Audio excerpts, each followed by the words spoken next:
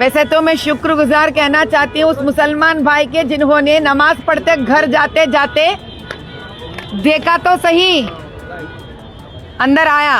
6:17 यानी एक मिनट में 11 फायर इंजन आए इधर, एक को भी नहीं बचा पाए। यही चंद्रायन गुट्टा में 1 घंटे के बाद माइल देवरपल्ली से फायर इंजन आता है। ऐसी है वो घर भी, शटर ऐसी है, अंदर से 50 लोगों का जिंदगी को बचाए वो लोग। मैं अल्लाह से शुक्रगुजार हूं क्योंकि 14-15 नन्हे मुन्ने बच्चों को बचा लिए।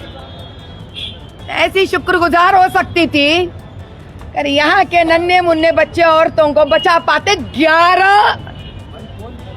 11 फायर इंजन। गलत बात है ये कहने के लिए पुराने बस्ती में कि हिंदू मुसलमान लड़ते, नहीं लड़ते यहाँ पर। मेरा प्रधानमंत्री दे दिया ना भैया। आपके हिसाब से रेवंत रेड्डी जी जेब से दे रहे क्या? तो कितने मिनट तो आपके असदुद्दीन जी कितना दिए? जिता लिए ना आप।